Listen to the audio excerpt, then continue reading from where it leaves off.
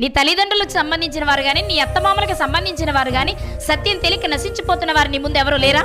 రక్షించాలన్న కోరిక నీ మనసుకు తట్టడం లేదు. అందుకే నువ్వేం చేస్తున్నావంటే హాయిగా టైంకి వండుకుంటున్నావు, తింటున్నావు, పడుకుంటున్నావు, లేస్తున్నావు. అయ్యో దేవా, నశించిపోతున్న ఆత్మలు రక్షించడానికి నాకు అవకాశం వచ్చిందేమో, నా అవకాశాన్ని సద్వినియోగం చేసుకోవడానికి నాకు పరిస్థితులను కల్పించు. నా భర్త సహకరించకపోతే సహకరించేవానిగా చెయ్యి, నా పిల్లలు సహకరించకపోతే సహకరించేవారిగా చెయ్యి. మేము కుటుంబ సమేతంగా దేవునిలో ఎదుగుతూ అనేక ఆత్మలు రక్షించడానికి అవకాశం ఇవ్వమని ఏనాడైనా ఒక్కసారైనా మోకరిల్లి ప్రార్థన చేసావా? నువ్వు నీ భర్త పాడైపోయినా నీకు పర్వాలా, నీ భార్య పాడైపోయినా నీకు పర్వాలా, నీ పిల్లలు పాడైపోయినా నీకు పర్వాలా, నువ్వు భక్తిగా ఉంటే చాలు.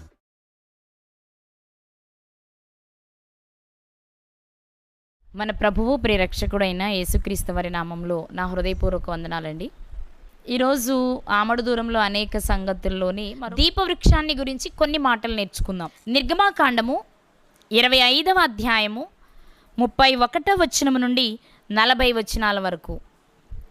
నిర్గమాకాండము 25వ అధ్యాయము 31వ వచనము నుండి 40వ వచనం వరకు.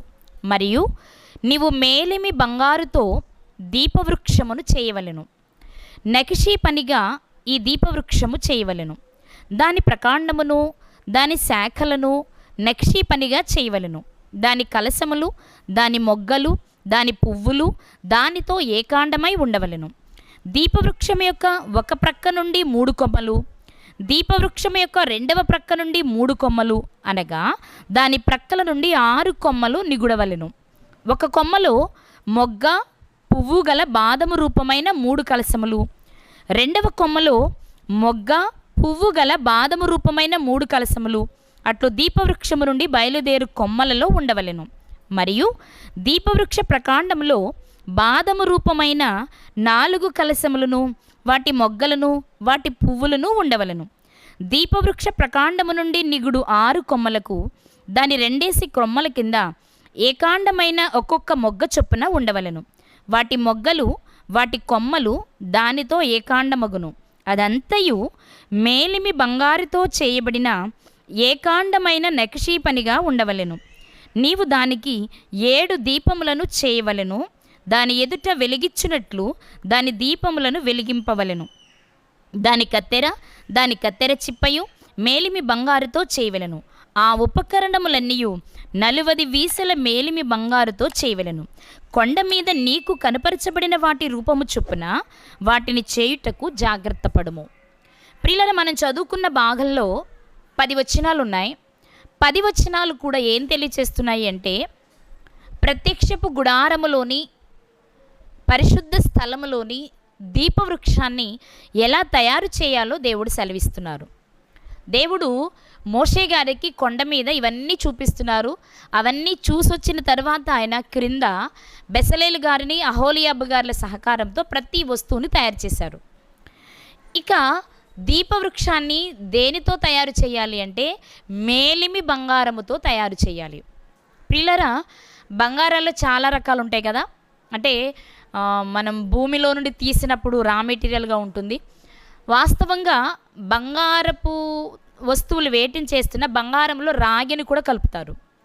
కానీ మనం ఇక్కడ గమనించినట్లయితే స్వచ్ఛమైన మేలిమి బంగారముతో ఈ దీపవృక్షాన్ని చెయ్యాలి అని దేవుడు సెలవిస్తూ ఉన్నారు. ఈ దీపవృక్షాన్ని మేలిమి బంగారంతో చెయ్యాలి.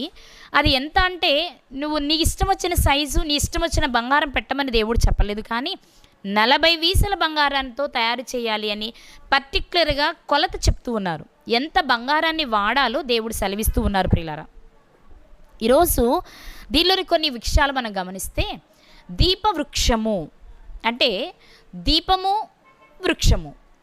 దీపాలను వెలిగించడానికి దీపపు బుడ్డులు వాడేవారు పూర్వకాలం, లాంతర్లు వాడేవారు. ఇప్పుడంతా కరెంట్ వచ్చింది, ట్యూబ్లైట్స్ వాడుతున్నాం. ఇది దీపవృక్షము అనే పేరు ఎందుకు వచ్చింది అంటే దీపాలు 7 వెలిగించాలి. 7 దీపాలు వెలగడం అనేది ఒకే చోట వెలగడానికి వీలుగా ఒక వృక్షము ఆకారంలో తయారు చేయాలి అని దేవుడు చెప్పారు. దీనికి ప్రకాండము అంటే కాండంలా ఉండాలి అని, శాఖలు ఉండాలని, మొగ్గలు పువ్వులు ఉండాలి అని చెప్తున్నారు. ఇవన్నీ మనకి ఎక్కడ కనిపిస్తాయి అంటే ఒక చెట్టులో కనిపిస్తాయి ప్రియులారా. సో ఒక చెట్టు ఆకారంలో ఒక దీప స్తంభాన్ని చేయమంటున్నారు. వాడుక భాషలో చెప్పాలి అంటే ఒక స్తంభం, దీపపు స్తంభం, దీపాన్ని వెలిగించి ఒక ఎత్తైన ప్రదేశంలో పెడతాం.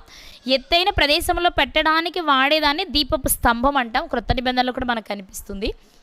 ఇప్పుడు ఈ దీపస్తంభాన్ని ఒక చెట్టు ఆకారంలో తయారు చేయమన్నారు కాబట్టి దీనికి వచ్చిన పేరే దీపవృక్షము. దీనిలో కాండం ఉంది, శాఖలు అంటే కొమ్మలున్నాయి, ప్రతి కొమ్మలో మొగ్గ, పువ్వు, కలశం రూపంలో ఉంది. సో ఇవన్నీ వృక్షంలో కనిపించేవి కాబట్టి దీనికి ఆ పేరు వచ్చింది. అయితే దీన్ని ఎలా తయారు చేయాలి అని కనుక మనం ఆలోచిస్తే దేవుడు చాలా వివరంగా చెప్పారు. మొదటిగా ఒక కాండం రూపంలో తీసుకోవాలి, నిలువుగా. దీన్ని ప్రకాండము అన్నారు. నిలువుగా ఒక కర్రలాగా తీసుకోవాలి. దీనికి కుడివైపున 3 కొమ్మలు, శాఖ అంటే కొమ్మ, 3 కొమ్మలు, ఎడమవైపు 3 కొమ్మలు పెట్టాలి. ఇప్పుడు ఈ 6 కొమ్మలు కూడా ప్రకాండముతో కలిసి ఉండాలి, ప్రకాండముతో కలిసి ఉండాలి. ఇక ఈ 3 కొమ్మలకు కూడా మనం ఆలోచన చేస్తే ప్రతి కొమ్మలో కూడా 3 గుత్తులుగా, ఒక చోట కలశం ఉండాలి, కలశంలో మొగ్గు ఉండాలి, మొగ్గలో పువ్వు ఉండాలి. మరలా రెండో చోట కలశము, మొగ్గ, పువ్వు, మరలా మూడో చోట కలశము, మొగ్గ, పువ్వు. అంటే ప్రతి కొమ్మలో 3 వస్తువులు 3 చోట్ల ఉండాలి. ఇప్పుడు మీరు దీపవృక్షాన్ని తయారు చేస్తున్నారు. నిలువుగా ఒక కర్ర లాంటి, కాండము లాంటి భాగాన్ని గీయండి. దానికి కుడివైపున 3 కొమ్మలు గీయండి, ఎడమ వైపున 3 కొమ్మలు గీయండి. ప్రతి కొమ్మలో కూడా 3 గుత్తులు ఉండాలి. పువ్వు, కలశము, మొగ్గ, పువ్వు, కలశము, మొగ్గ, కలశము, మొగ్గ, పువ్వు, 3 ఉండాలి. అంటే ఇప్పుడు 3 కొమ్మలకి 3 3 9, 3 3 9 అలా ఉండాలి. ఇటువైపు 3 3 9, 3 3 9, 3 3 9 ఉండాలి. వీటి పైన అంటే పైకి వెళ్ళేటప్పటికి ఇటు 3 కొమ్మలు, ఇటు 3 కొమ్మలు, మధ్యలో ఉన్న ప్రకాండము కలిపితే మొత్తం 7 పైకి కనిపించేవి 7 కొనలు కనిపిస్తాయి మనకి. ఈ 3 పైకి వెళ్ళేటప్పటికి 3 భాగాలు 3 కనిపిస్తాయి. అలాగే ప్రకాండము ఇటువైపు 3 కలిపితే 7 కనిపిస్తాయి. ఈ 7 మీద దీపాలు పెట్టాలి అని దేవుడు సెలవిస్తూ ఉన్నారు. ఇప్పుడు అసలు ఈ దీపవృక్షాన్ని ఎందుకు చేయమన్నారు?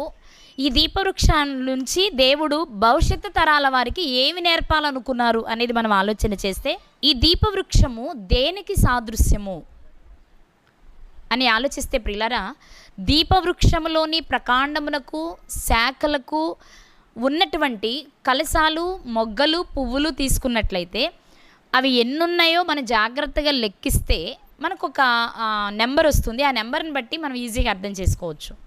ఒకసారి ట్రై చేయండి. మనం అనుకున్నది ఏంటంటే ఒక ప్రకాండం ఉంటుంది, అంటే కాండం ఉంటుంది. ఈ కాండానికి ఇరువైపులా శాఖలు ఉన్నాయి. ఇప్పుడు తీసుకుందాం. కుడివైపున 3 కొమ్మలు ఉన్నాయి. ప్రతి కొమ్మలో ఒక్కొక్క కొమ్మలో 3 గుత్తులుగా కలశము, మొగ్గ, పువ్వు 3 అలా 3 ఉన్నాయి. అంటే 3 ఎంత అవుతుందండి? 9. అలా 3 శాఖలకి ఉన్నాయి. అంటే 3 9లు ఎంత? 3 9లు 27. అంటే ఒకవైపు 3 కొమ్మలకున్న ఆ వస్తువులు గమనిస్తే 27 వచ్చాయి. అంటే సేమ్ ఎడమ వైపున్న 3 శాఖలను లెక్కిస్తే కూడా 27 వస్తాయి. ఇప్పుడు మధ్యలో ప్రకాండం ఉంది కదా, ఈ ప్రకాండంలో మాత్రం 4 గుత్తులు ఉంటాయి. కలశము, మొగ్గ, పువ్వు, కలశము, మొగ్గ, పువ్వు అలా 4 గుత్తులు ఉంటాయి. శాఖల్లోనే 3 గుత్తులుగా ఉంటాయి, ప్రకాండంలో మాత్రం 4 గుత్తులు ఉంటాయి. ఇప్పుడు మీరు క్యాలిక్యులేట్ చేయండి. కుడివైపున ఉన్నటువంటి 27 అంటే మొగ్గ, పువ్వు, కలశము 27, ఇటువైపు 27, మధ్యలో మాత్రం 4 గుత్తులు ఉన్నాయి కాబట్టి 4 3 12 అవుతున్నాయి. ఇప్పుడు మీరు కుడివైపున్న 27 వస్తువులతో పాటు ప్రకాండానికి ఉన్న 12 కూడా కలుపుకుంటే 27 + 12 39 అవుతుంది. అలాగే ఎడమవైపు ఉన్నటువంటి 3 9 27 తీసుకుంటే మొత్తం 66 వస్తాయి. ఇప్పుడు మీరు గమనించవలసిన విషయం ఏంటి అంటే, ప్రకాండానికి ఇరువైపులో ఉన్న కొమ్మలు ఒకటి కొత్త నిబంధన, ఒకటి పాత నిబంధన అని మనం అనుకోగలిగితే, ప్రకాండంలో ఉన్నటువంటి 4 గుత్తులను కూడా కుడివైపు వాటికి కలిపితే 39 అవుతాయి, ఎడమవైపునవి 27 అవుతాయి. అప్పుడు 39 పాత నిబంధన పుస్తకాలు, 27 క్రొత్త నిబంధన పుస్తకాలు కలిపితే 66 పుస్తకాలు అయ్యాయి. ఇప్పుడు ఈ వృక్షంలో మనకు కనిపించే మొగ్గ, పువ్వు, కలశాలు కలిపితే 66. సో 66 పరిశుద్ధ గ్రంథానికి సంకేతం, అంటే వాక్యానికి సంకేతం. అనగా వాక్యము అంటే యేసుక్రీస్తు వారికి సంకేతము.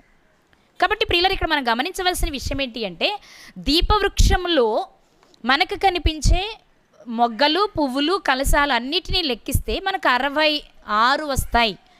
ఈ 66 పరిశుద్ధ గ్రంథానికి సంకేతం. ఇక ఇందులోని మరొక ప్రాముఖ్యమైన విషయం ఏంటి అంటే, దేవుడు ఈ దీపవృక్షాన్ని మేలిమి బంగారముతో చేయమన్నారు. అది కూడా 40 వీసల బంగారంతో చేయమన్నారు. ఇక్కడ మీరు గమనిస్తే 40 ఎందుకన్నారు? 50 వీసలతో చేయించవచ్చు, లేక 60 వీసలతో చేయించవచ్చు, లేదా 30 వీసలతో కూడా చేయించవచ్చు. మన అక్కడ ఎంతైతే ఎంత బంగారం ఉంటే దాంతో చేయించుకోవచ్చు. కానీ దేవుడు ఒక కొలత చెప్పారు. ఆ కొలత ఏంటంటే కేవలం 40 వీసల బంగారం. ఇక్కడ దేవుడు తెలియచేయాలనుకున్న ఆధ్యాత్మిక కోణం ఏంటి అంటే, ప్రియులారా, ఈ 66 పుస్తకాలను మనం చదువుతున్న ఈ పరిశుద్ధ గ్రంథంలో 66 పుస్తకాలు ఉన్నాయి. ఈ 66 పుస్తకాలను 40 నుంచి 42 మంది ప్రవక్తలు వ్రాసారు అని పండితులు చెప్తూ ఉంటారు. ఎందుకంటే కొన్ని పుస్తకాలు ఎవరు రాశారు అనేది కొంచెం కన్ఫ్యూజ్గా అనిపిస్తూ ఉంటుంది. ఉదాహరణకు క్రొత్త నిబంధనలో హెబ్రీ పత్రిక ఉంది. మనకి పైన హెడ్డింగ్లో అపోస్తలుడైన పౌలు రాసినని కనిపిస్తుంది, కానీ వాస్తవంగా అది పౌలు గారు రాయలేదు అనే వాదన కూడా సమాజంలో ఉంది. రచన శైలిని బట్టి పౌలు గారు అంటారు, కానీ కాదు అనే అభిప్రాయం కూడా ఉంది. ఇలా తీసుకుంటే చాలా పుస్తకాలు ఎవరు రాశారో అర్థం కాని పుస్తకాలు కొన్ని ఉన్నాయి. అందుకే పండితులు ఏం చెప్పేశారు అంటే, తెలిసిన పేర్లను తెలియని వాటిని కలుపుకొని ఈ గ్రంథాన్ని 40 నుంచి 45 మంది ప్రవక్తలు రాశారు అని చెప్తూ ఉంటారు. కానీ ఈరోజు వాక్యాన్ని వింటున్న మనము కాన్ఫిడెంట్గా చెప్పగలిగిన మాట ఏంటి అంటే, ఆ రోజు దీపవృక్షాన్ని తయారు చేయడానికి 40 వీసల బంగారాన్ని వాడమన్నారు అంటే, పరిశుద్ధ గ్రంథంలోని లేఖనాలు వ్రాయడానికి దేవుడు వాడుకున్న భక్తులు కూడా 40 మందే. ఈ 40 మందికి సంకేతంగానే అక్కడ 40 వీసల బంగారాన్ని వాడమని చెప్పారు. కాబట్టి కన్ఫ్యూజ్ మనకు అక్కర్లేదు, డౌట్గా ఉన్న వాటి గురించి విచారించక్కర్లేదు. కానీ 66 ఇక్కడ ఉన్నటువంటి మొగ్గ, పువ్వు, కలశములు కలిపితే 66. ఇది 66 పుస్తకాలకు సంకేతం అయితే, ఈ 66 పుస్తకాలను వ్రాసిన భక్తులు 40 మందే అవ్వాలి. ఎందుకంటే ఆ రోజు దీపవృక్షాన్ని తయారు చేయడానికి వాడిన బంగారం 40 వీసలు మాత్రమే కాబట్టి. సో ఎందుకు మనం పాత నిబంధనలోని వీటిని ధ్యానిస్తున్నాము అంటే, యేసుక్రీస్తు ప్రభు వారు పరోక్షంగా ఆనాటి నుండి ఉన్నారు అనేది మనం చేస్తున్న ప్రయత్నం, వెలికితీత. అందులో భాగంగానే దీపవృక్షం ఎవరికి సాదృశ్యము అంటే ఖచ్చితంగా యేసుక్రీస్తు వారికి సాదృశ్యము. అయితే ఇక్కడ మరొక విషయాన్ని కూడా మనం గమనించవచ్చు ప్రియులారా. ఇక్కడ యేసుక్రీస్తు వారితో పాటు పరిశుద్ధాత్మ కూడా కనిపిస్తారు. ఎలాగూ అంటే, దీపాలు వెలుగుతూ ఉన్నాయి. ఈ దీపాలు వెలగడానికి ఇందులో నూనె కూడా వేస్తూ ఉండాలి. ఆ నూనె కూడా ఎలా తయారు చేయాలో దేవుడు చెప్పారు. అవే తయారు చేసి వేయడం మీరు చూస్తారు తర్వాత. అయితే మరి ఇప్పుడు ఈ దీపాలు, ఈ 7 దీపాలు దేనికి సాదృశ్యము అని గనక మనం ఆలోచన చేస్తే కొన్ని విషయాలు మనకు అర్థమవుతాయి ప్రియులారా. ఒకసారి జ్ఞాపకం చేసుకుందాం, చూద్దాం. ప్రకటన గ్రంథము 4వ అధ్యాయము 5వ వచనం. ఇక్కడ ఒక సింహాసనం వేయబడి ఉంది. ఆ సింహాసనాన్ని చూస్తూ ఉన్నారు ఈయన దర్శనంలో. ఆ సింహాసనములో నుండి మెరుపులను, ధ్వనులను, ఉరుములను బయలుదేరుచున్నవి. మరియు ఆ సింహాసనము ఎదుట 7 దీపములు ప్రజ్వరిల్లుచున్నవి. అవి దేవుని 7 ఆత్మలు. ప్రియులారా, ఒక సింహాసనం వేయబడింది. సింహాసనములో నుండి మెరుపులు, ఉరుములు, ధ్వనులు వినిపిస్తున్నాయి. ఇది సింహాసనములో నుండి. అయితే సింహాసనానికి ఎదురుగా 7 ఆత్మలు ఉన్నాయి. అవి దేవుని 7 ఆత్మలు అని వాడబడ్డాయి. ఏంటి దేవుని 7 ఆత్మలు? ఎవరు ఈ దేవుని 7 ఆత్మలు? దేనికి సాదృశ్యము అని ఆలోచన చేస్తే ఒకసారి యెషయా గ్రంథము 11వ అధ్యాయంలోనికి వెళ్ళి ఒక మాట చూద్దాం ప్రియులారా. యెషయా గ్రంథము 11వ అధ్యాయము మొదటి 2 వచనాలు చూద్దాం. యెషయి మొద్దు నుండి చిగురు పుట్టును, వాని వేరుల నుండి అంకురము ఎదిగి ఫలించును. యెషయి మొద్దు నుండి చిగురు పుట్టును. మీకు తెలుసు ఈ చిగురు ఎవరు అంటే యేసుక్రీస్తు వారు. యెషయి ఎవరు అంటే దావీదు గారి తండ్రి మనకు తెలుసు. అంటే దావీదు గారి గోత్రములో నుండి దావీదు గారికి సింహాసనం ఎక్కడానికి భవిష్యత్తులో మెస్సీ రాబోతున్నారు. ఓకే, అయితే మొద్దు అంటే యెషయి మొద్దు నుండి చిగురు అంటే యేసుక్రీస్తు వారని మనకు అర్థమైంది కదా. ఇక్కడ రెండో విషయాన్ని మనం చూస్తే రెండవ వచనం, యెషయా గ్రంథం 11వ అధ్యాయం 2వ వచనంలో యెహోవా ఆత్మ జ్ఞాన వివేకములకు ఆధారమగు ఆత్మ, ఆలోచన బలములకు ఆధారమగు ఆత్మ, తెలివిని యెహోవా ఎడల భయభక్తులను పుట్టించు ఆత్మ అతని మీద నిలుచును. ఇక్కడ మీరు జాగ్రత్తగా ఆలోచిస్తే యెషయి మొద్దు నుండి పుట్టే చిగురు పైన దేవుని ఏడాత్మలు నిలిచి ఉంటాయి. దేవుని ఏడాత్మలు నిలిచి ఉంటాయి. మనం చివరిగా చదివాం కదా, భయభక్తులను పుట్టించు ఆత్మ అతని మీద నిలుచు. అంటే యేసుక్రీస్తు వారి మీద ఒక ఆత్మ నిలుస్తుంది. ఆ ఆత్మకున్న గుణాలు ఇక్కడ వ్రాయబడ్డాయి. మీరు ఆలోచిస్తే యేసుక్రీస్తు ప్రభువారు బాప్తిస్మం తీసుకున్న వెంటనే యోర్దానులో నుండి ఆయన ఒడ్డునకు వచ్చుచూ ఉండగా దేవుని ఆత్మ ఆయన మీదకి వచ్చింది. ఇప్పుడు ఆయన మీద నిలిచే ఆత్మ ఎవరు అంటే మత్తయి సువార్త 3:17 ప్రకారము, లేక మార్కు సువార్త 1వ అధ్యాయం 10-11 వచనాల ప్రకారము ఆయన మీద నిలిచిన ఆత్మ ఏది అంటే పరిశుద్ధాత్మ. ఆయన మీద నిలిచిన ఆత్మ ఏదండి? పరిశుద్ధాత్మ. ఇప్పుడు పరిశుద్ధాత్మ ఆయన మీద నిలిచింది అంటే ఆ పరిశుద్ధాత్మ ఎవరు అంటే దేవుని ఆత్మ. అంటే ఇక్కడ మీరు గమనించవలసిన విషయం, తండ్రి అయిన దేవుడు ఆత్మే, అది తండ్రి అయిన దేవుని ఆత్మ. దేవునికి చెందిన ఆత్మ ఒకటి ఉంది, అది పరిశుద్ధాత్మ. పరిశుద్ధాత్మ దేవునికి చెందినది, దానిని దేవుని ఆత్మని కూడా మనం పిలుస్తాం. ఇక్కడ దేవుని ఆత్మ అంటే తండ్రి అని కాదు, తండ్రి పంపిన పరిశుద్ధాత్మ అని మనం తీసుకోవాలి. ఎందుకంటే యేసుక్రీస్తు వారి మీద నిలిచినది, వచ్చి నిలిచినది ఏ ఆత్మ ద్వారా ఆయన కార్యక్రమాలు చేశారో ఆ ఆత్మ బాప్తిస్మం పొందిన వెంటనే ఆయన మీదకి వచ్చి నిలిచింది కదా. ఆ ఆత్మకు 7 గుణాలు ఉన్నాయి. 7 గుణాలు ఉన్నాయి. అవి మనం చదువుకున్నాం. ఏంటది? 2వ వచనం మరొకసారి జ్ఞాపకం చేస్తున్నా.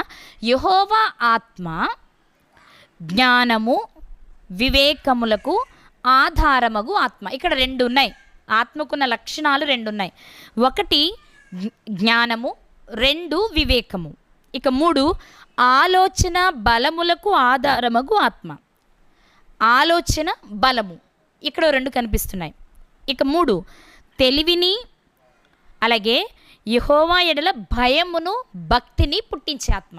ఇంతకీ యేసుక్రీస్తు వారి మీద నిలిచే ఆత్మకున్న గుణాలు ఎన్ని అంటే 1 జ్ఞానము, 2 వివేకము, 3 ఆలోచన, 4 బలము, 5 తెలివి, 6 భయము, 7 భక్తి. ఈ 7 గుణాలు కలిగిన ఆత్మ ఎవరు అంటే పరిశుద్ధాత్మ. ఈ పరిశుద్ధాత్మ పరలోకములో ఉన్నప్పుడు ఎక్కడున్నారు అంటే తండ్రి అయిన దేవుని సింహాసనానికి ఎదురుగా ఉన్నారు, ప్రక్కన లేరు, ఎదురుగా ఉన్నారు. కుడి ప్రక్కన యేసుక్రీస్తు వారు ఉన్నారు రాకమునుపు, వచ్చి వెళ్ళిన తర్వాత. కానీ పరిశుద్ధాత్మ ఆ సింహాసనానికి ఎదురుగా ఉన్న ఆత్మ. 7 ఆత్మలు ఎవరివంటే దేవునిది. పరిశుద్ధాత్మకున్న గుణాలను తెలపడమే, 7 లక్షణాలను తెలపడమే. 7 ఆత్మలంటే 7 రకాలైన ఆత్మలని కాదు, ఆత్మకున్న 7 గుణాలు.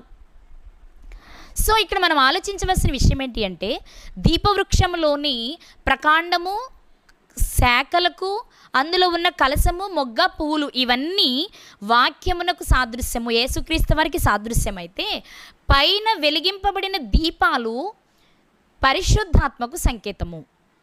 మీరు గుర్తించవలసిన విషయం ఏంటి అంటే పాత నిబంధన కాలంలో కేవలం యేసుక్రీస్తు వారు మాత్రమే కాదు, పరిశుద్ధాత్మ కూడా ప్రారంభం నుండి మనకు కనిపిస్తారు. సో దీపవృక్షంలో మనం చూడవలసింది ఏంటి అంటే 1 శాఖలు, కొమ్మలు, వాటిల్లో వాక్యము, యేసుక్రీస్తు వారు కనిపిస్తే వెలుగుచున్న దీపాలు, ప్రజ్వరిల్లుచున్న దీపాలు, దేవుని 7 ఆత్మలు ఎవరు అంటే పరిశుద్ధాత్మకు సంకేతము. కాబట్టి ప్రియులారా, ఇక్కడ మనం గమనించవలసిన విషయం ఏంటి అంటే యేసుక్రీస్తు వారు వచ్చి వెలిగించిన తర్వాత ఆ వెలుగు అంతము వరకు మనకు కొనసాగాలి అంటే వెలిగించవలసింది, ఆ వెలుగును కొనసాగింప చేయవలసింది ఎవరు అంటే పరిశుద్ధాత్మే. ఎందుకు అంటే మనకు ఒక మాట వ్రాయబడింది యోహాను సువార్త 16వ అధ్యాయము 13వ వచనం. అయితే ఆయన అనగా సత్యస్వరూపి అయిన ఆత్మ వచ్చినప్పుడు మిమ్మును సర్వసత్యములోనికి నడిపించును. ఆయన తనంతట తానే ఏమీయూ బోధింపక వేటిని వినునో వాటిని బోధించి సంభవింపబోవు సంగతులను మీకు తెలియచేయును. ఇది యేసుక్రీస్తు ప్రభు వారు మాట్లాడుతున్న మాట. అది ఎవరి గురించి అంటే నేను వెళ్ళిపోయిన తర్వాత ఆదరణకర్త మీ దగ్గరకు వస్తారు. ఆదరణకర్త అనగా ఎవరు అంటే సత్యస్వరూపి అయిన ఆత్మ. ఈ ఆత్మ వచ్చినప్పుడు నేను సత్యంలోనికి మిమ్మల్ని నడిపిస్తున్నాను, పరిశుద్ధాత్మ సర్వసత్యంలోనికి మిమ్మల్ని నడిపిస్తారు. మిమ్మల్ని అనాథలుగా విడువను, నా దగ్గర మీరు నేర్చుకున్నవి విడిచిపెట్టేవారిగా కాకుండా అందులోనే మిమ్మల్ని అంతవరకు నడిపించడానికి గాను నేను తండ్రిని వేడుకుంటే తండ్రి పరిశుద్ధాత్మని మీకు పంపిస్తారు, ఆయన వచ్చి మిమ్మల్ని సర్వసత్యంలోనికి నడిపిస్తారు అని యేసుక్రీస్తు వారు చెప్పారు. కాబట్టి ప్రియులరా, తండ్రి అయిన దేవుని దగ్గర విన్న సంగతులే యేసుక్రీస్తు వారు బోధించారు. అవే సంగతులు పరిశుద్ధాత్మ జ్ఞాపకం చేసి సర్వసత్యంలోనికి మనం నడిపిస్తారు. అదే కదా మనం చదివాం, ఆయన తనంతట తానే ఏమీ బోధించరు, ఏం విన్నారో అవే బోధిస్తారు. అంటే మనకు బోధ చేయబడే ప్రతి విషయం యేసుక్రీస్తు వారు చెప్పిందైనా పరిశుద్ధాత్మ నేర్పించేదైనా, అంటే పరిశుద్ధాత్మ మనలో ఉండి ప్రేరేపణ కలిగించి మన చేత చేయించేవైనా ఎక్కడివి అంటే ఈ రెండు కూడా, వీరిద్దరు కూడా వారి సొంత మాటలు ఏవి చెప్పరు. మనం ఇదే యోహాను సువార్త 8వ అధ్యాయం 26వ వచనంలోను 28వ వచనంలోను 36వ వచనంలో కూడా చదువుతాం. ఏమని అంటే, నేను నా తండ్రి యొద్ద విన్న సంగతులే, గ్రహించిన సంగతులే, చూచిన సంగతులే మీకు చెప్తున్నాను, నేను చేయి బోధ నాది కాదు అన్నారు యేసుక్రీస్తు వారు. సో యేసుక్రీస్తు వారు ఇక్కడికి వచ్చి చేసిన బోధ తండ్రి దగ్గర నేర్చుకుని వచ్చి చేశారు. అవే విషయాలు పరిశుద్ధాత్మ కూడా నేర్చుకుని వచ్చి అవే విషయాలు మనకి జ్ఞాపకం చేసి మనల్ని సర్వసత్యంలోనికి నడిపిస్తారు. కాబట్టి పాత నిబంధన కాలం నుండి కూడా తండ్రి తన కుమారుడైన క్రీస్తుని పరిశుద్ధాత్మను మనకి పరిచయం చేస్తూనే వచ్చారు. ఈరోజు మనం నేర్చుకున్న అంశంలో దీపవృక్షంలో మనకి ఎవరెవరు కనిపిస్తున్నారు అంటే, ఒకటి యేసుక్రీస్తు వారు కనిపిస్తున్నారు, 2 పరిశుద్ధాత్మ కనిపిస్తూ ఉన్నారు. ముఖ్యంగా మీరు గుర్తించవలసిన విషయం, దీపవృక్షము మేలిమి బంగారముతో చేయబడింది. ఆనాటి ప్రవక్తలు స్వచ్ఛమైన మాటలే వ్రాశారు. రెండవది, వారు వారి సొంత అభిప్రాయాలకు అవకాశం ఇవ్వలేదు. ఏ విషయాన్ని దేవుడు పరిశుద్ధాత్మ ద్వారా భక్తులకు తెలియచేశారో ఆ విషయాలే ప్రవక్తలు ప్రవచించారు తప్ప సొంత అభిప్రాయానికి తావివ్వలేదు. అదే స్వచ్ఛమైన మేలిమి బంగారము. అందుకే ప్రియులరా, పాత నిబంధనలో జరిగిపోయిన సంగతులు కానీ, తాము చూడని సంగతులు కానీ వారు ఉన్నది ఉన్నట్టు కళ్ళకు కట్టినట్లు ఎలా చెప్పగలిగారు, ఎలా వ్రాయగలిగారు అంటే అది పరిశుద్ధాత్మ ప్రేరణ వలన జరిగింది కాబట్టి కదా. ఉదాహరణకు ఆదికాండములో జరిగిన సంఘటనలు మోషే గారికి తెలియదు, ఎందుకంటే మోషే గారు నిర్గమాకాండంలో జన్మిస్తారు మనకు తెలిసి. మరి ఆదికాండంలో సంగతులు ఎలా తెలుసు ఆయనకి అంటే, వ్రాస్తుంది మోషే గారే కానీ వ్రాయించింది పరిశుద్ధాత్మ తండ్రి అయిన దేవుని ప్రేరణ చేత. కాబట్టే ఆయనకు తెలియకపోయినా చాలా ఈజీగా వాస్తవాలను వ్రాయగలిగారు. కారణం, వ్రాయించిన ఆయనకి అన్నీ తెలుసు కాబట్టి. ప్రియులారా, మనం ఇక్కడ గమనించవలసిన విషయం ఏంటి అంటే, దీపవృక్షములో యేసుక్రీస్తు వారు కనిపిస్తున్నారు, దీపాలలో పరిశుద్ధాత్మ కనిపిస్తూ ఉన్నారు. మీరు గమనించవచ్చు, వెలుగు యేసుక్రీస్తు వారికి కూడా సంకేతమే. వాస్తవంగా నిజమైన వెలుగు తండ్రి, అక్కడి నుంచి వచ్చిన వెలుగు యేసుక్రీస్తు, ఆ వెలుగులో నడిపిస్తుంది పరిశుద్ధాత్మ. కాబట్టి మీరు ఎలా తీసుకున్నా ఓకే. కానీ మనం కొన్ని సందర్భాలు చదువుతున్నప్పుడు కొన్ని విషయాలు కొంతమందికి ఆపాదించడానికి వీలు కలుగుతుంది, అలానే మిగిలిన వరకు లేదని కాదు. కాబట్టి ప్రియులారా, ఈరోజు మనం నేర్చుకుంటున్న దీపవృక్షంలో మొగ్గలు, పువ్వులు, కలశాలు అన్నీ కలిపితే 66 వస్తాయి. ఇది 66 పుస్తకాలైన పరిశుద్ధ గ్రంథం వాక్యానికి సాదృశ్యము. అది 40 వీసల బంగారంతో దీపవృక్షం చేయబడింది. అది 40 మంది ప్రవక్తల చేత పరిశుద్ధ గ్రంథం వ్రాయబడింది. అలాగే పైనున్న 7 దీపాలు దేవుని 7 ఆత్మకు సంకేతము. 7 ఆత్మలు ఎవరు అనగా పరిశుద్ధాత్మకున్న పేరు. కాబట్టి ఈ విషయాలు మీకు అర్థమయ్యాయి అనుకుంటున్నాను. మనం ఇంతకు ఇక్కడికి ఎందుకు వచ్చాము అంటే, ఎమ్మాయి దారిలో యేసుక్రీస్తు వారు క్లెయోపా మరొక వ్యక్తితో మాట్లాడుతున్నప్పుడు మోషేయు సమస్త ప్రవక్తలు మెస్సీని గురించి చెప్పారు కదా, మీరు ఎందుకు ఏడుస్తున్నారని గద్దిస్తూ ఆ సందర్భాలలోని భావాన్ని వారికి తెలియచేశారు. ఆ భావాలలోని ఒక భావమే మోషే చేత ఏర్పాటు చేయబడిన ప్రత్యక్షపు గుడారములోని దీపవృక్షంలో యేసుక్రీస్తు పరోక్షంగా కనిపిస్తున్నారు. పాత నిబంధనలో ఇన్ని సందర్భాలలో దేవుడు యేసుక్రీస్తు వారిని గురించి ఎందుకు వ్రాయించారు అంటే, వచ్చే వ్యక్తి సామాన్యుడు కాదు, లోక పాపాన్ని విమోచించడానికి వస్తున్న పాపరహితుడు కాబట్టి, స్వచ్ఛమైన మేలిమి బంగారము కాబట్టి, నిజమైన వెలుగు ఆయనే కాబట్టి, వాక్యం ఆయనే కాబట్టి, ఆయనను ఈజీగా ఇంట్రడ్యూస్ చేయడం దేవునికి ఇష్టం లేక ప్రతి సందర్భంలోనూ ఆయనను ఇండైరెక్ట్గా పరిచయం చేసుకుంటూ వచ్చి క్రొత్త నిబంధనలో ఆనాటి కాల ప్రజలకు ప్రత్యక్షంగా కనిపించేలా చేశారు. కనుక ఈ విషయాలన్నీ మీరు అర్థం చేసుకున్నారని నమ్ముతున్నాను.